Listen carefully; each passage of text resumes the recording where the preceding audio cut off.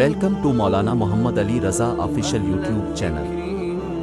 مولانا صاحب کے چینل کو سبسکرائب کریں تاکہ ہر آنے والی ویڈیو سے باخبر رہیں۔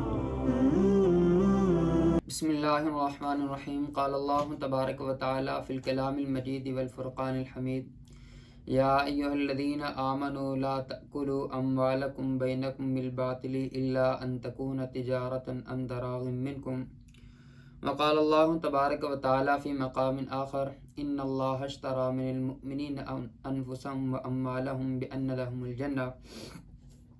قال النبی صلی اللہ تعالی علیہ وسلم التاجر الصدوق الامین مع النبیین والصدیقین والشہداء۔ صدق اللہ مولانا العظیم وبلغنا رسول النبی الکریم۔ آج کی گفتگو کا موضوع کہ وہ یہ ہے کہ دیندار ہونا اور اسباب کو اختیار کرنا اور پیسہ کمانا یہ دین کے منافی نہیں ہے، یعنی جو دیندار ہونا اور کاروبار کرنا، تجارت کرنا یہ دین کے منافی نہیں ہے۔ سب سے پہلی بات تو یہ کہ ہمارے معاشرے کے اندر سب سے یہ بات پھیلائی گئی کہ کاروبار کرنا یہ دین کے منافی ہے، کہ جو انسان دین کو سیکھتا ہے، دین کو پڑھتا ہے، عالم ہوتا ہے، حافظ ہوتا ہے، مفتی ہوتا ہے، وہ اب کاروبار نہیں کرے گا۔ یہ ہمارے معاشرے کی ایک سوچ ہے اور یہ سوچ آگے منتقل ہوتی چلی جا رہی ہے نسلوں کے اندر، اور جس کا نقصان یہ ہو رہا ہے کہ کسی بھی عالم کو، کسی مدرسے کو، کسی بڑے یعنی مفتی کو جب ہم کاروبار کے اندر دیکھتے ہیں تو ہم کہتے ہیں کہ وہ اپنی لائن سے ہٹ چکا ہے۔ حالانکہ جو کاروبار ہے وہ تو اللہ رب العزت نے فرمایا کہ رجال لا تلہیہم تجارت ولا بیع عن ذکر اللہ واقام الصلاۃ وایتاء الزکاۃ، یعنی وہ ایسے لوگ ہیں کہ ان کو تجارت، جو ان کی تجارت ہے، ان کا کاروبار جو ہے وہ نہ تو ان کو ان کے کاروبار سے یعنی ان کے اللہ رب العزت کے ذکر سے غافل کرتا ہے، نہ زکوٰۃ دینے سے غافل کرتا ہے، نہ نماز سے غافل کرتا ہے۔ اور جو بھی کاروبار دنیا کے اندر نماز سے، اللہ رب العزت کی یاد سے، اللہ رب العزت کے احکامات سے، اس کے حبیب صلی اللہ علیہ وسلم کے طریقوں سے غافل کرے، وہ کاروبار نہ تو کسی عالم کے لیے جائز، نہ کسی مفتی کے لیے جائز، نہ کسی حافظ کے لیے جائز، نہ کسی دنیا دار انسان کے لیے جائز۔ سب سے بڑی بات تو یہ کہ ہمارے معاشرے کے اندر دنیا دار ہونا ایک الگ بتا دیا گیا اور دیندار ہونا ایک الگ بتا دیا گیا۔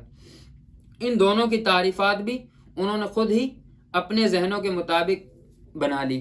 اب دنیا دار اس کو کہتے ہیں کہ جو صرف دنیا کما رہا ہے، اگرچہ وہ بیچارہ نماز بھی پڑھتا ہے، حج بھی کرتا ہے اور کلمہ بھی پڑھتا ہے اور وہ روزے بھی رکھتا ہے رمضان مبارک کے مقدس مہینے کے، زکوٰۃ بھی ادا کرتا ہے، لیکن اس کو معاشرہ دیندار نہیں کہتا۔ اور جو انسان صرف مسجد اور مدرسے کے اندر پڑھاتا ہے اس کو ہم دیندار کہتے ہیں۔ سب سے پہلی بات تو اس بات کی نفی یہاں سے ہو جائے گی کہ اب اسباب کو اختیار کرنا یہ انسان کے لیے، اور دین میں کہیں بھی شریعت کے اندر یہ بات نہیں لکھی کہ اسباب کو اختیار کرنا دین کے منافی ہے، شریعت کے منافی ہے۔ صحابہ رضوان اللہ تعالی علیہم اجمعین بڑے تاجر تھے، بڑے بڑے ان کے تجارت خانے تھے، ان کے کارخانے تھے ان کے، اور جتنے بھی انبیاء گزرے سب تجارت کیا کرتے تھے۔ اب کاروبار کرنا یہ تو انبیاء کی سنت ہے۔ سب سے پہلے تو ان لوگوں کو جواب یہ ہے کہ جو لوگ یہ بات کرتے ہیں کہ دنیا دار ہونا اور دیندار ہونا یہ الگ ہے، بلکہ دنیا دار بھی دیندار ہے اور جو دیندار ہے وہ بھی دنیا دار ہے۔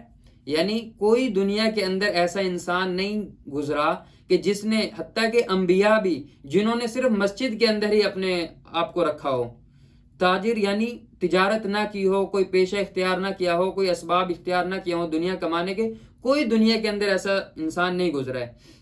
ہر ایک نے، حتیٰ کہ اس کائنات کو جس نبی کے لیے بنایا، آپ صلی اللہ علیہ وسلم کی ذات اقدس کے لیے اس کائنات کو بنایا اور سجایا، وہ کائنات، وہ ہستی بھی تجارت کیا کرتی تھی، وہ ہستی بھی اس کے بازاروں کے اندر تاجروں کے ساتھ دیکھا کرتی تھی۔ اس ہستی نے، بہت ساری احادیث ہیں جو آپ صلی اللہ علیہ وسلم نے بیان فرمائی کہ تاجروں کے بارے میں، جو ابھی میں آپ کے سامنے پیش کرتا ہوں انشاءاللہ، وہ ایک کچھ نام و نہاد لوگ ہیں جو علماء پر طنز کرتے ہیں، کہ جیسے کچھ دن پہلے مولانا تاج الدین صاحب نے ایک اپنا کپڑے کا برانڈ شروع کیا تو کہتے ہیں یہ دیکھو مولانا، یہ مولانا بھی کاروبار کے اندر آ گئے ہیں، علماء کا کیا کام ہے کاروبار کے اندر؟ یعنی یہ ایک ایسی سوچ دی جا رہی ہے ہمارے معاشرے کے اندر ہماری نسل کو کہ کاروبار کرنا الگ چیز ہے اور دیندار ہونا الگ چیز ہے۔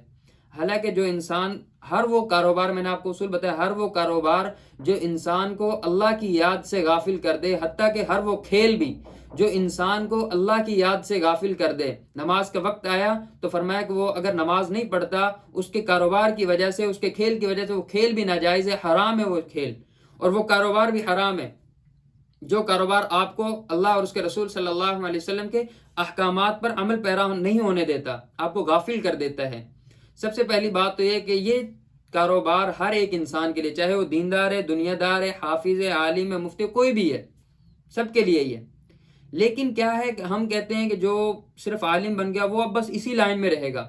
بھئی وہ اسی لائن میں رہے گا، نماز پڑھنا 5 وقت کی۔ آپ صلی اللہ علیہ وسلم کے پاس حضرت جبرائیل امین آئے، کہا یا رسول اللہ مل اسلام، اسلام کیا ہے؟ آپ نے کہا لا الہ الا اللہ محمد رسول اللہ کی گواہی دینا، نماز ادا کرنا، زکوٰۃ دینا، حج کرنا، رمضان مبارک کے مقدس مہینے کے روزے رکھنا۔ 5 ارکان بتائے۔ حج بھی امیروں پر، زکوٰۃ بھی امیروں پر، 3 چیز رہ گئی۔ کلمہ ہر ایک مسلمان پر فرض ہے 24 گھنٹے، نماز دن میں 5 مرتبہ ہے، اور زکوٰۃ، یہ حج اور رمضان کے روزے رکھنا پورے سال کے اندر 1 مہینے۔ اب یہ 3 کام رہ گئے، یہ 3 کام جو ہے ہر ایک مسلمان پر ہے۔ فرمایا کلمہ پڑھنا، اب دنیا دار بھی کلمہ پڑھتا ہے، دیندار بھی کلمہ پڑھتا ہے۔ اب روزے رکھنا دنیا دار بھی رکھتا ہے اور دیندار بھی رکھتا ہے۔ اب اور اس کے علاوہ وہ نماز ادا کرنا دنیا دار کے اوپر بھی فرض ہے، دیندار کے اوپر بھی فرض ہے، جتنا کہ دنیا دار پہ فرض ہے اتنا ہی دیندار کے اوپر فرض ہے۔ لیکن یہ کیا ایک منفی تضاد سا ہے کہ اسلام یہ کہتا ہے کہ تم بس اسباب اختیار نہ کرو۔ اسلام نے ایسا کہیں بھی نہیں کہا، اور نہ ہی شریعت نے ایسا کہیں پر کہا ہے، بلکہ کچھ نام و نہاد سیکولر طبقہ جو ہے وہ ان چیزوں کو پھیلا رہا ہے کہ ہمارا معاشرے کے اندر کہ ان کو یہ نہیں کرنا چاہیے۔ حالانکہ یہی لوگ، اگر ان سے کہا جائے نا آپ نے کبھی مدرسے کے اندر کوئی 10 روپے دیے، حالانکہ ان سے کہا جائے نا چلے میں کسی عالم سے کہیں نا کہ آپ کاروبار کرتے ہو، اس سے کہو میں چلے میں کاروبار چھوڑ دیتا ہوں۔ ابھی میں آپ کو ایک صحابی کا واقعہ بھی سناتا ہوں، ان سے کہو چلو میں کاروبار چھوڑ دیتا ہوں، آپ مجھے 500 روپے بھی دے سکتے ہو مہینے کے، حالانکہ وہ دینے کو 1 روپیہ تیار نہیں ہے۔ ان علماء کو دینے کے لیے صرف ان کا ذہن یہ بنا ہوا ہے کہ صرف یہ لوگ چندے پر پلتے رہیں۔ حالانکہ کسی عالم کو گاڑی میں دیکھ لو تو پھر بھی جیلسی، اگر کسی عالم کو کسی بڑی اچھے کپڑوں میں دیکھ لو پھر بھی جیلسی، اگر کسی عالم کو کوئی اچھا موبائل، کوئی اچھی چیز دیکھ لو اس کے بعد پھر بھی یہی جلن کہ ان کے پاس یہ کیوں کرتے ہیں ایسے، حالانکہ ان کو تو ایسا نہیں کرنا چاہیے۔ یہ مطلب ان کے ذہنوں کے اندر یہ تضاد سا آیا ہوا ہے۔ تو میں ان کو بتا دوں کہ شریعت کے اندر ایسا کچھ بھی نہیں ہے، کاروبار کرنا بالکل بھی دین کے منافی نہیں ہے۔ ابھی میں آپ کو قرآن و حدیث کے سے بھی ثابت کرتا ہوں اس چیز کو۔ اب فرمایا کہ ایسی کمائی تو جو انسان کو دین سے، اللہ کی یاد سے غافل کر دے، وہ تو نہ دنیا دار کے لیے جائز نہ دیندار کے لیے جائز، وہ میں نے بتا دیا۔ حضرت یہ عہد رسالت کے اندر آپ صلی اللہ علیہ وسلم کے دور کے اندر 2 صحابی تجارت کیا کرتے تھے۔ ایک صحابی صنعت و حرفت، یعنی وہ لوہار تھے۔ حضرت آپ صلی اللہ علیہ وسلم دور میں 2 صحابی، ایک صحابی تو لوہار تھے اور دوسرے کا کاروبار کس کا تھا؟ وہ چیزوں کو لوگوں کو دیا کرتے تھے، جیسے کہ آج کل کے دور میں جنرل اسٹور لگا لیں جس کے اندر چینی، آٹا، یہ وہ چیزیں ہوتی ہیں۔ تو وہ ان کے صحابی کا اندازہ لگائیں وہ کیسے اپنا کاروبار کیا کرتے تھے۔ وہ کہتے ہیں کہ وہ صحابی جب اپنے لوہار جو تھا وہ اپنے یہاں پہ اٹھاتا اس ہتھوڑے کو، اور اذان کی آواز سنتی تو وہ ہتھوڑے کو وہیں چھوڑ دیتا۔ اب فرمایا کہ تاجر تھے، حالانکہ لوہار تھے، اور فرمایا دوسرے صحابی اگر کوئی چیز تول رہے ہوتے، اذان کی آواز سنتے تو وہیں چھوڑ دیتے۔ یہ ان کی تجارت کا وہ دیکھیں۔ اس کے علاوہ حضرت عبد الرحمن بن عوف رضی اللہ تعالیٰ عنہ کے بارے میں دیکھا سنا ہوگا آپ نے کہ وہ کتنے بڑے تاجر تھے کہ آپ صلی اللہ علیہ وسلم نے ایک مرتبہ صدقہ مانگا کہ مالک وہ جہاد کے لیے، تو انہوں نے 4000 درہم پیش کیے، پھر اگلی مرتبہ مانگا، پھر 5000، پھر 500 گھوڑے۔ یہ صحابہ رضوان اللہ تعالیٰ علیہ مجمعین تجارت کیا کرتے تھے۔ حضرت عبد الرحمن بن عوف رضی اللہ تعالیٰ عنہ کتنی بڑی تجارت تھی، انسان دھنگ رہ جاتا ہے۔ اب کیا ہے، قرآن کریم کے اندر بھی آتا ہے، اللہ تبارک و تعالیٰ نے فرمایا یا ایھا الذین آمنوا لا تأکلوا اموالکم بینکم بالباطل الا ان تکون تجارۃ عن تراض منکم، اے ایمان والو تم آپس میں ایک دوسرے کے مال کو ناجائز طریقے سے نہ کھاؤ، بلکہ الا ان تکون تجارۃ عن تراض منکم، بلکہ تم باہم رضامندی کے ساتھ تجارت کر لو، آپس میں لین دین کر لو، وہ جائز ہے۔ لیکن کسی کا ناحق 1 روپیہ بھی جائز نہیں ہے، شریعت نے بالکل بتا دیا۔ اور پھر اللہ تبارک و تعالیٰ نے فرمایا قرآن کریم کے اندر ان اللہ اشتری من المؤمنین انفسهم واموالهم بان لهم الجنہ، بے شک اللہ تبارک و تعالیٰ نے مومنوں کو خرید لیا ہے، ان کے مالوں کو اور ان کی جانوں کو، کس کے بدلے میں؟ جنت کے عوض میں۔ یہ کیا ہے؟ یہ اللہ رب العزت نے تجارت کے اصول بنائے ہیں۔ فرمایا اللہ تبارک و تعالیٰ نے، وہ سورۃ جمعہ کے اندر بھی آتا ہے، اور اسی طرح اللہ تبارک و تعالیٰ نے سورۃ نور کے اندر بھی آتا ہے، رجال لا تلہیہم تجارت ولا بیع عن ذکر اللہ واقام الصلاۃ وایتاء الزکوٰۃ۔ فرمایا کہ وہ ایسے لوگ ہیں نہ تو ان کو ان کی تجارت اللہ کی یاد سے غافل کرتی ہے، اللہ کے ذکر سے نہ تو غافل کرتی ہے، نہ نماز سے غافل کرتی ہے، نہ زکوٰۃ ادا کرنے سے غافل کرتی ہے۔ وہ ایسی تجارت کیا کرتے ہیں لوگ۔ لیکن ایسی تجارت تو ہر ایک کے لیے ناجائز ہے نا، کہ جو تجارت اللہ کی یاد سے غافل کر دے۔ لیکن یہ معاشرے میں کہاں سے سوچ آئی کہ دیندار طبقہ جو ہے وہ کبھی بھی دنیا نہیں کمائے گا۔ دنیا میں اسباب اختیار کرنا، اللہ رب العزت کے صحابہ، نبی صلی اللہ علیہ وسلم کے صحابہ رضوان اللہ علیہم اجمعین جب حج کے لیے تشریف لائے تو انہوں نے کیا سوچا ہوا کہ اب اللہ کے راستے میں جا رہے ہیں، اللہ ہی کھلائے گا، اللہ ہی پلائے گا۔ تو وہ حج کرنے آئے، انہوں نے کسی سے پانی مانگا، کسی سے کھانا مانگا۔ اللہ رب العزت نے آپ صلی اللہ علیہ وسلم آیت نازل کی، فرمایا وَتَزَوَّدُوا فَإِنَّ خَيْرَ الزَّادِ التَّقْوَىٰ۔ فرمایا جب تم اللہ کی راہ میں چلو، اللہ کی عبادت کے، تو فرمایا زاد راہ لے کر چلو۔ کوئی ایک بھی بتائیں آپ، انبیاء کی سنت کاروبار کا، حضرت سلمان علیہ السلام کا کاروبار تھا، حضرت نوح علیہ السلام، حضرت شیش علیہ السلام، حضرت آدم علیہ السلام، آپ صلی اللہ علیہ وسلم، حضرت عیسیٰ علیہ السلام، حضرت موسیٰ علیہ السلام، حضرت لوط علیہ، ہر ایک کا کاروبار تھا، ہر ایک بزنس کیا کرتے تھے۔ ایسا تو کہیں بھی نہیں، کوئی ایک صحابی بھی نہیں جو صرف دین اختیار کر لیا ہو جس نے، اور پھر کھانے کے لیے ان کو کچھ بھی نہ ملا اور وہ بس اللہ مسجد کے اندر رہا ہو۔ مسجد کے اندر عبادت کرنا اس کے وقت کے اندر، اور پھر مسجد کے اندر ہی نہیں رہے بلکہ وہ مسجد سے باہر بھی نکلیں، انہوں نے تجارت کی اللہ رب العزت کے راستے میں۔ میں نے آپ کو بتایا حضرت عبد الرحمن بن عوف رضی اللہ تعالیٰ عنہ کو واقعہ کہ کتنے بڑے تاجر تھے، اور ہمیں تجارت سے کتنا دور رکھا جا رہا ہے، یہ بھی ہمیں پتہ ہے کہ ہمیں ایک معاشرے کو کہ کہیں یہ خود کفیل نہ بن جائے۔ حالانکہ آپ صلی اللہ علیہ وسلم سے ایک صحابی نے کہا یا رسول اللہ، کہ وہ مانگتے تھے، آپ صلی اللہ علیہ وسلم کے پاس آئے، آپ صلی اللہ علیہ وسلم اس سے پوچھا کہ آپ کے پاس کچھ ہے؟ اس نے کہا یا رسول اللہ جی ایک کمبل ہے، ایک پیالہ ہے۔ آپ صلی اللہ علیہ وسلم اس کو فروخت کیا اور کہا کہ جاؤ، اس کے بدلے ایک کلہاڑا لیا اور فرمایا جاؤ جنگل کے اندر لکڑیاں کاٹو اور ان کو فروخت کرو۔ یہ کیا تھا؟ یہ تجارت تھی، یہ نبی صلی اللہ علیہ وسلم نے سکھائی ان کو۔ فرمایا التاجر الصدوق الامین، فرمایا سچا تاجر، سچا اور امانت دار تاجر کہاں کس کے ساتھ ہوگا؟ مع النبیین والصدیقین والشہداء، فرمایا یہ نبیوں کے ساتھ ہوگا، والصدیقین صدیقین کے ساتھ ہوگا، والشہداء شہداء کے ساتھ ہوگا۔ شہیدوں کا درجہ پتہ ہے آپ کو کتنا ہے؟ شہیدوں کا درجہ اتنا ہے کہ آپ صلی اللہ علیہ وسلم نے فرمایا کہ ایک شہید کا قطرہ خون پہ گرنے سے پہلے اللہ تبارک و تعالیٰ اس کے تمام گناہوں کو معاف کر دیتے ہیں۔ یہ ایک شہید، اس کے ساتھ ہوں گے یہ تاجر لوگ۔ فرمایا التجار یحشرون یوم القیامہ، تاجروں کا الا فجار، فرمایا تاجروں کا حشر کس کے ساتھ ہوگا کل قیامت کے دن؟ فاجروں کے ساتھ ہوگا۔ لیکن الا من اتقى وبر وصدق، لیکن جس نے تقوی اختیار کیا، جس نے نیکی اختیار کی، اور فرمایا جس نے سچ بولا۔ فرمایا یہ آپ صلی اللہ علیہ وسلم کا حدیث مبارکہ، یہ تو بہت ساری احادیث لائن لگی ہوئی ہے، ذخیرہ احادیث مبارکہ نبی صلی اللہ علیہ وسلم کی ہزاروں احادیث ہیں اس بارے میں۔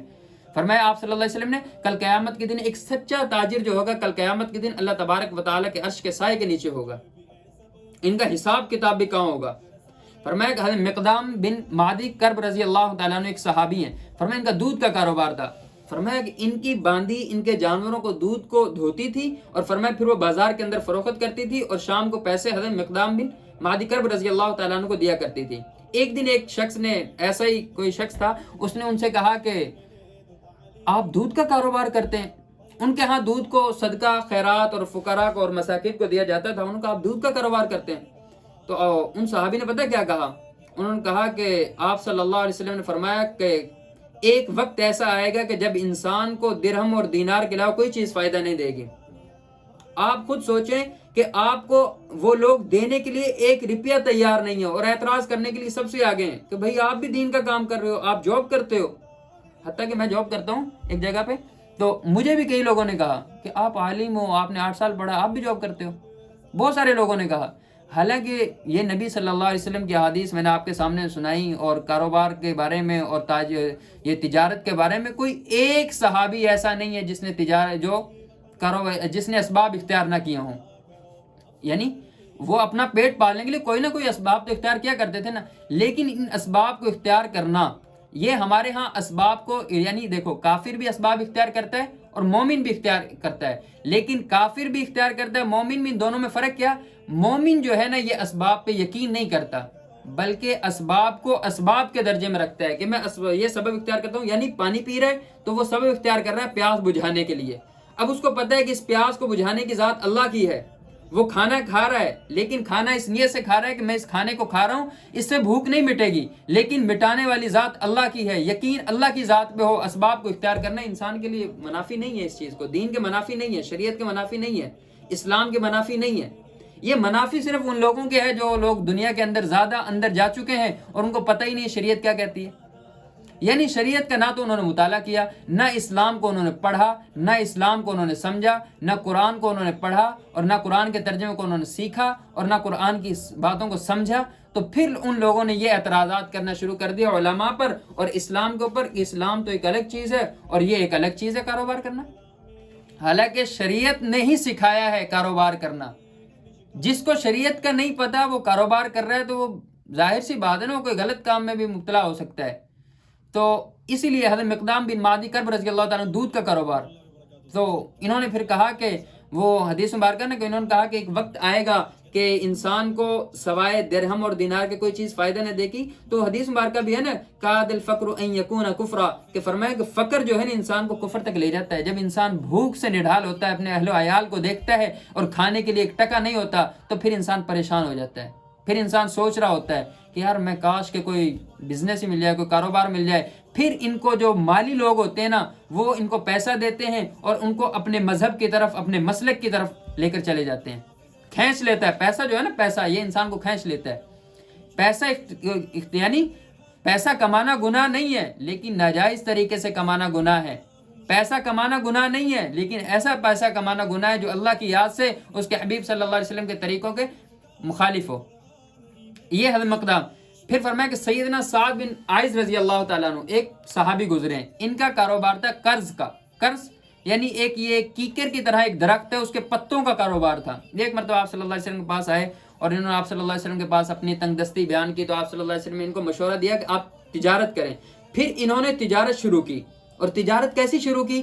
انہوں نے قرض، درخت کا نام ہے، اس کے کیکر کے طرح ایک پتے ہوتے ہیں، ان کو بیچنا شروع کیا۔ ان سے چمڑا جو ہے نا، چمڑے کو دباغت دی جاتی ہے، یہ بھینسوں وغیرہ کے چمڑے کو دباغت دی جاتی ہے۔ اب تو کیمیکلز آ چکے ہیں پہلے زمانے کے اندر، اور ان کا کاروبار بہت بڑا کاروبار تھا ان کا۔ اب دیکھیں نا، یہ کاروبار نہیں کرتے تھے۔ اسی طرح حضرت ابو موسیٰ اشعری رضی اللہ تعالیٰ عنہ کا آپ نے نام سنا ہوگا، وہ کیا کرتے تھے؟ وہ دوائی بیچا کرتے تھے، ڈاکٹر تھے، حکیم تھے، طبیب تھے۔ اب یہ پیشہ اختیار کیا رکھا ہے ان لوگوں نے۔ اب پیشہ اختیار کرنا، ڈاکٹر بننا، انجینئر بننا، یہ دین کے منافی نہیں ہے، شریعت کے منافی نہیں ہے۔ ہر ایک کام کو آپ کرو گے تو اس میں شریعت کا لازمی، آپ کا ضروری بات ہے کہ آپ کو شریعت کو سیکھنا پڑے گا، تبھی آپ اس کام کو کر سکتے ہو کہ یہ جائز ہوگا یا ناجائز ہوگا۔ جب آپ نے شریعت نہیں پڑھی ہوگی پھر آپ کسی پہ بات بھی کرو گے، کسی الزام بھی لگاؤ گے۔ اسی طرح ایک اور صحابی حضرت حاتم بن ابی بلتع رضی اللہ تعالیٰ عنہ کے بارے میں آتا ہے کہ ان کا غلے کا بہت بڑا کاروبار تھا۔ وہ غلہ اناج، یعنی اس وقت غلہ جو تھا اس کو اکٹھا کیا کرتے تھے، اور مختلف علاقوں میں ان کے بہت بڑا کارخانہ تھا، تجارت کیا کرتے، بہت بڑے تاجر تھے وہ۔ اب یہ اتنے صحابہ، حضرت امام ابو حنیفہ رحمہ اللہ کے بارے میں آتا ہے کہ وہ بھی بہت بڑے تاجر تھے۔ حضرت ابوبکر صدیق رضی اللہ تعالیٰ عنہ کتنے بڑے تاجر تھے، کپڑے کا کاروبار کیا کرتے تھے۔